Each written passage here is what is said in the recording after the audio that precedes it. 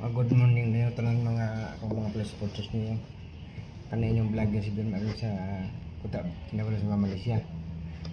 Kani akong i-update niyo. Nga isip ako nga OFW kaning nahitabo ron sa Middle East.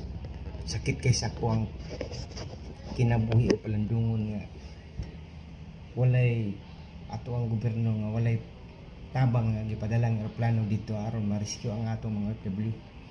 Isip ako nga OFW, nasakitan ko. Nasakitan ko mayo kay nga naman. Ang mga OFW to sa Middle East nga di makuan dyan sa mga gira, napiktahan, nga gusto mo uli. Pero walay tabang nahitabo. Mas mayo pang Indonesia, kay automatic na yun nakarescue sa ilahang mga tao dito. Ang government sa Indonesia okay kayo. Ang ilang mga tao dito ilang giling rescue automatic. Pero sa tuwang gobyerno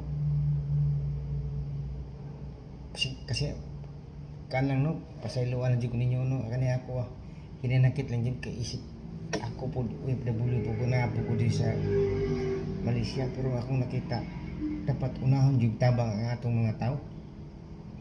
Ang gobyerno nato tagaan nila priority ba nga ma-rescue. Kaya ako may katabang ang mga abuse sa mga tax no. Nya karon di nyo tagaan o di tagaan.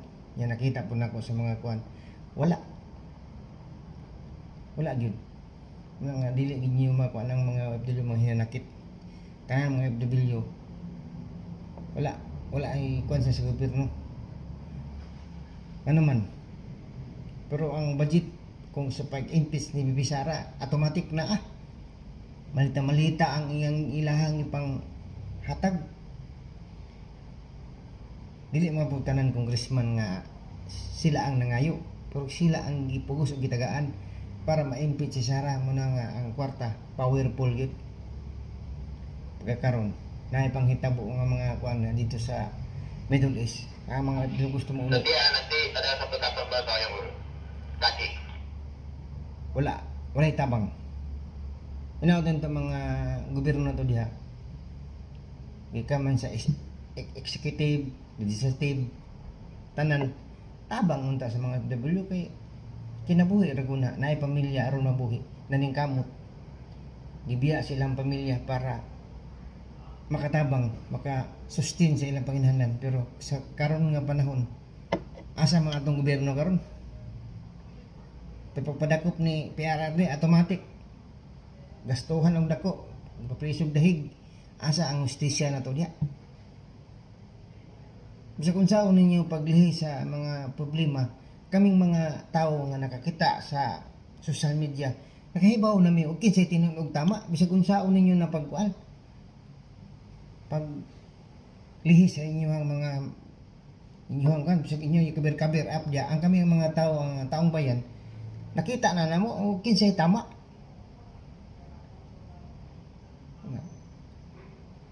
Mo na gini yung hunaw-naon. Bisa kung saan gini nyo, para malita-malita. Wala nyo taga-aig importansya. Inyong ikabir up. Pero si BP Sara nga, i-impeach nyo na yun. Pero ang OFW nga nanginahanglan, kita sa video, wala. Way tabang nahitabo. Muna nga, dili ninyo makuan ang mga OFW nga ang hinakit. Sa ako sakitan ko isip ako do OFW sakitan ko Kung saka umhitabo niya sa mua, wala mi. Mura mi gisangag kay walay rescue ang gobyerno. Dapat ang gobyerno na to unahon ang tabang ay hasanan. Sa kanang kwarta ninyo nga pila na nga malita-malita ang inyong nadawat. Abot sa panahon paglingkod BP Sara, na automatic gyud magyud. Di gid mismo sugot ang mga kaming mga katawhan nga dili gimo mga preso. Kami nga preso kay kami usa jud binakabitog tax na nga inyo lang igamit.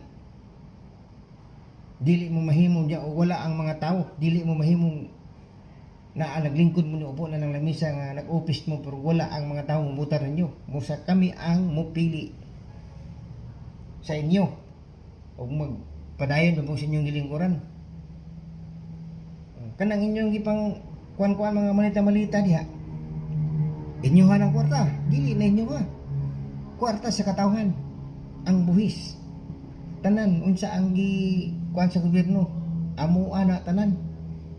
Dili kay taong bayan ang inyong pasangilan, dili. Kami ang nagpili inyo ang taong bayan, dili kamo ang nagpili. Kami ang nagpili ang taong bayan. Mao gina isulod sa inyong hunahuna bisag unsaon gyud ilihis ninyo. Ngamo ni muna kasi sala og sayop kami nakita na namo. Oh, salamat din no.